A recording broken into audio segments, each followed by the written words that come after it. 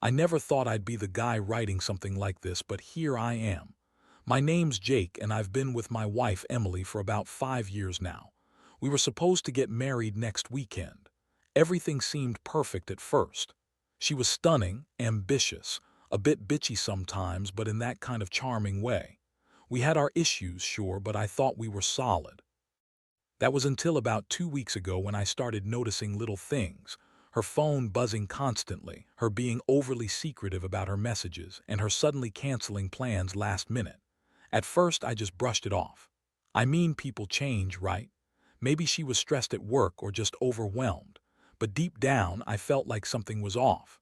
The real shocker wasn't the suspicious texts or her sneaking around with her phone. It was something way worse. One night I stayed late at work and I decided to check her phone just to see if she was hiding anything. I know, trust, right? But I was desperate. I wanted to believe she was just busy or stressed, not cheating.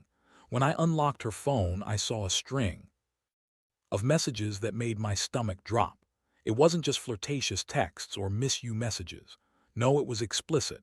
She was talking about sex with my best friend, Michael. They'd been doing it for a while, I guess, a secret affair right under my nose. You have to understand, Michael's been my best friend since high school. We've been through hell together. I trusted him. And Emily, she was supposed to be the love of my life, seeing those messages. It was like my heart was being ripped out of my chest. I felt like I was in some terrible movie, just waiting for the ground to swallow me whole. I stared at the screen in disbelief. All those promises, all those nights I spent trying to make her happy, and she was out there cheating with the one person I thought I could trust the most. I remember feeling this mix of rage, heartbreak, and total confusion. How could she lie to my face so easily? How could she betray me like that just days before we were supposed to get married? I didn't sleep that night. I was a mess. I kept going over everything. I thought I knew about her, about us. All the little signs I ignored, the times I dismissed her bitchy attitude as just her being stressed, the late nights she said she was working late but was actually with Michael. Every little detail added up, and it all pointed to one horrible truth. I felt like I'd been hit by a freight train. I kept asking myself, how could she do this? How could she be so cruel? And then I thought about Michael, my best friend, my brother in all but blood, who I trusted with everything.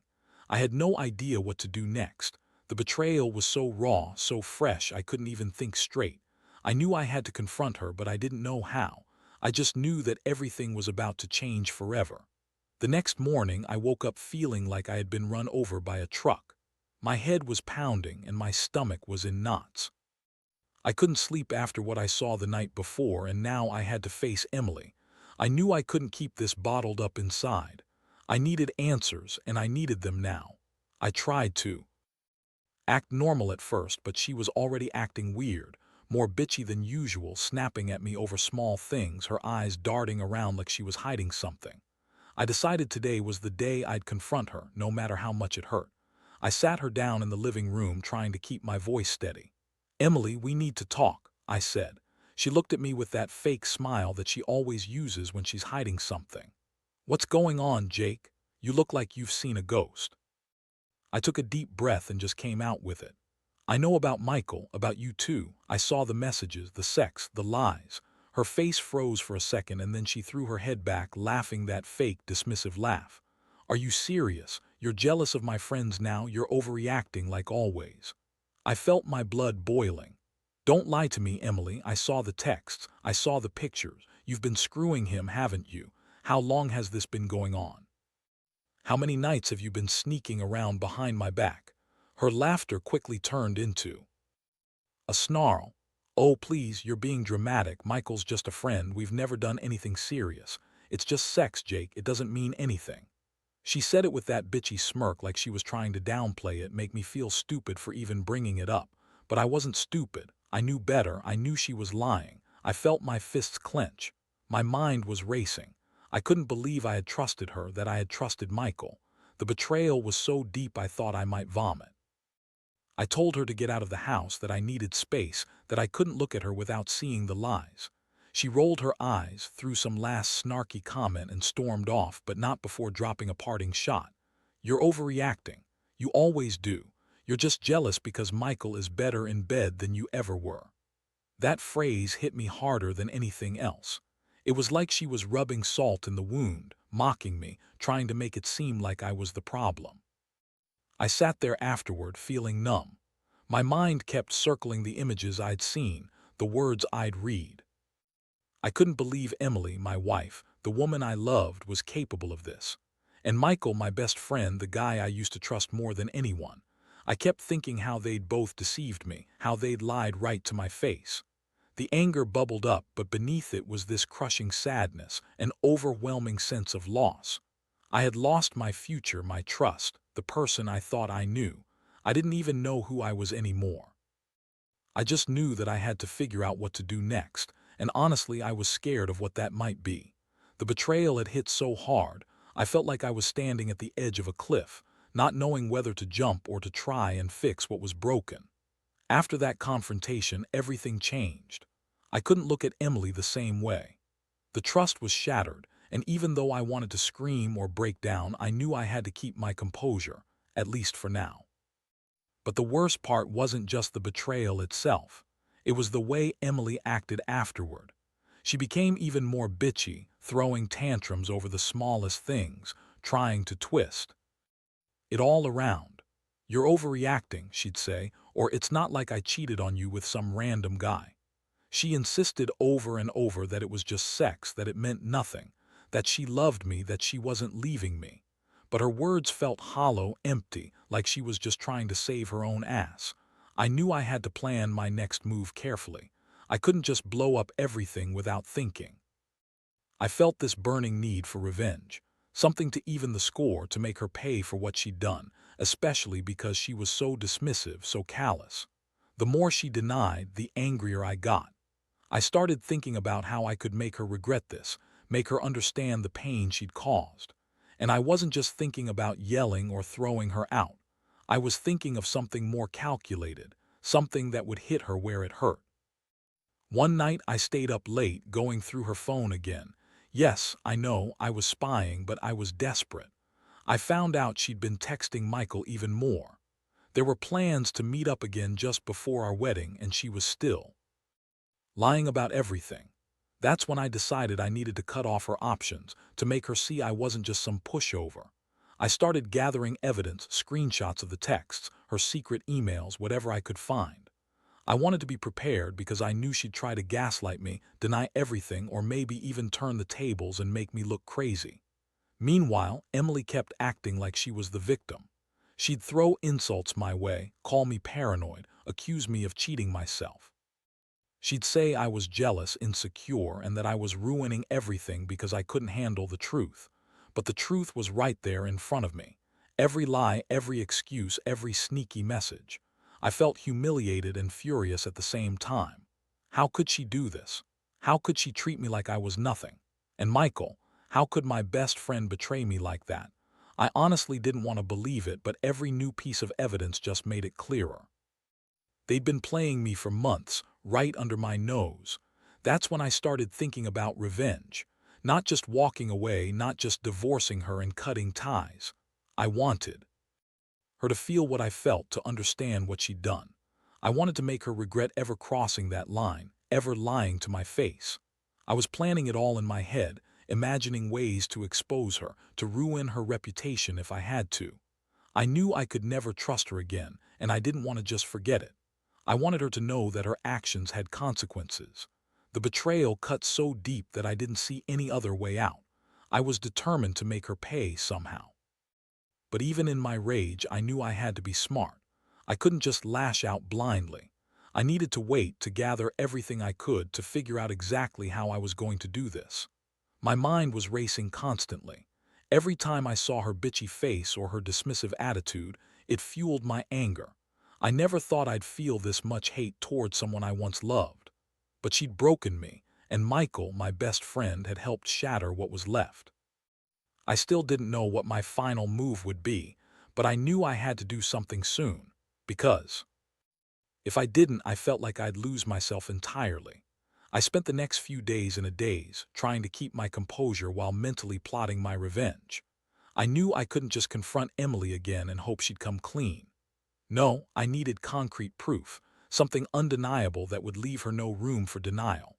I also had to be careful. Michael was my best friend, and I wasn't going to just blow up our friendship over some fling. But if I was going down, it'd be with my own terms.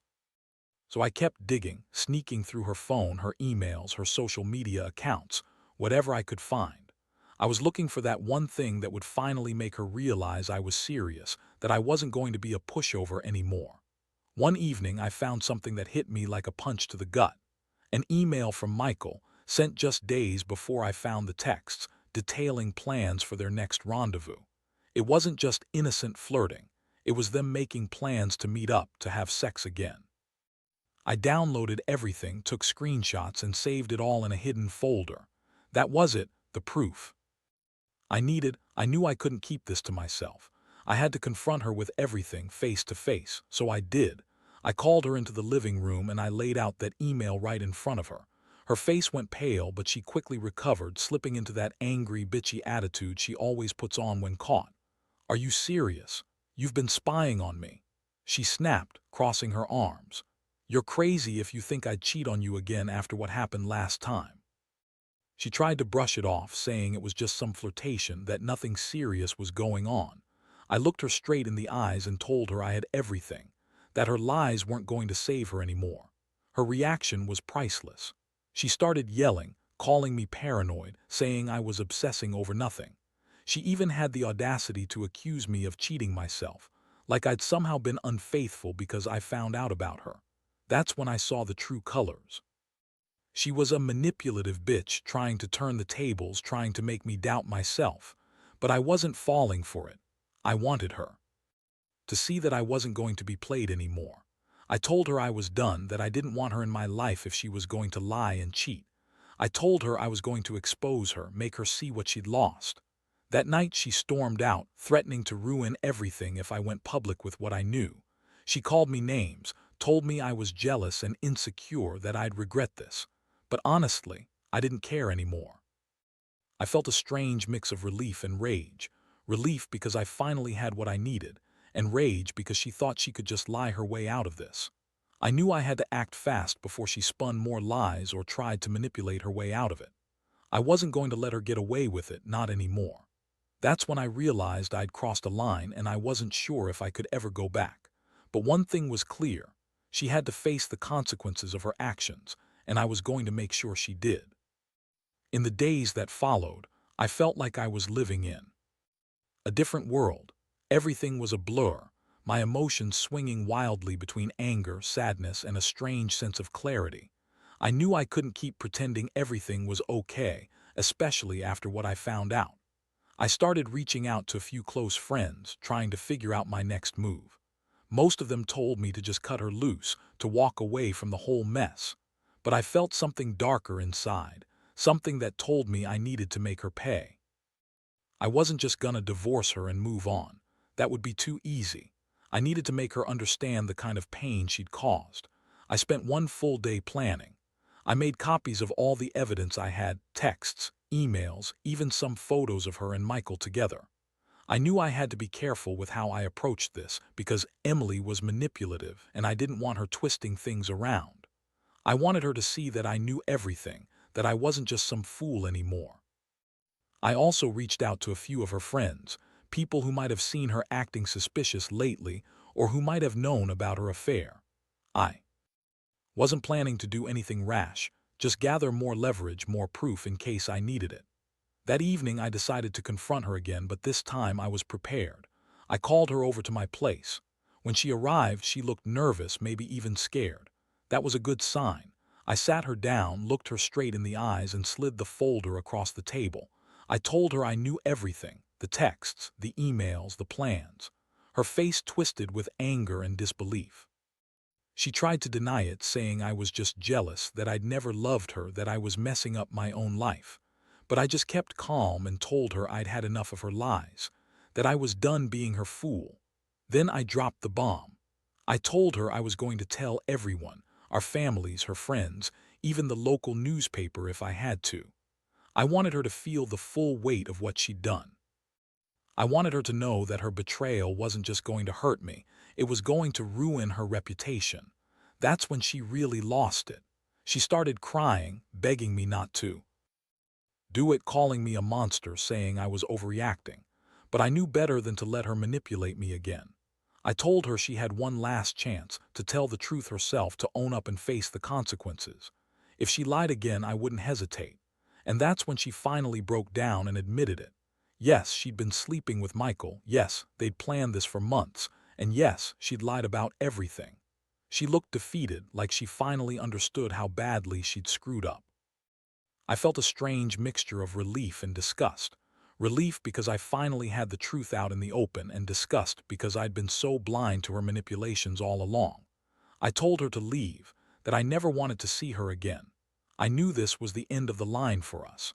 And honestly, it felt like a huge weight had lifted, even though I was devastated inside.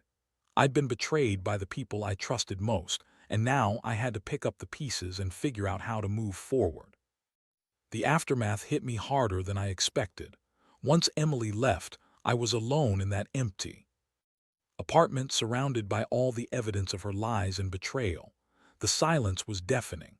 I kept replaying everything: the fake smiles, the lies, her bitchy attitude when she thought she was getting away with it. It was like a bad movie I couldn't turn off. But amid all that chaos, I felt a strange sense of clarity. I finally saw her for what she really was. Someone I'd loved, sure, but also someone who had lied and cheated and manipulated me for months. That realization didn't make it hurt any less, but it gave me strength. I knew I'd have to rebuild my life from scratch. Cutting her out was just the beginning. I had to deal with the betrayal, the lost trust, and the pain of losing someone I thought I knew. The first thing I did was block her everywhere: social media, phone, email. I didn't want to hear from her again, didn't want her to have any control over my feelings anymore. I also reached out to a counselor just to get some help processing everything. It was a hard step, admitting how badly I'd been hurt, but I knew I needed to heal properly. I had to find a way to forgive myself for trusting her so blindly, and to forgive her for what she'd done. Looking back, I realize this whole ordeal has changed me. I'm more cautious now, more aware of how easily someone can hide their true colors behind a pretty facade.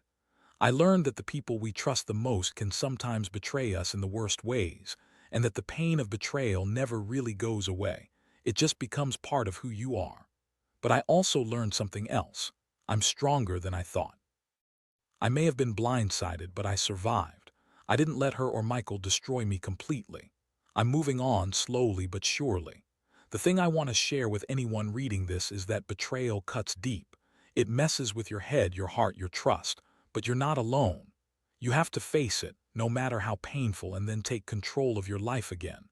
Don't let their lies define you. Stand up for yourself, even if it means losing someone you loved. Because eventually the truth comes out, and so do you. You find a way to pick up the pieces, rebuild, and learn from it. That's what I'm doing now. And honestly, even with all this pain, I feel more alive than I have in a long time. Trust is fragile, but I know now what it really costs, and what I'm willing to accept from someone I love.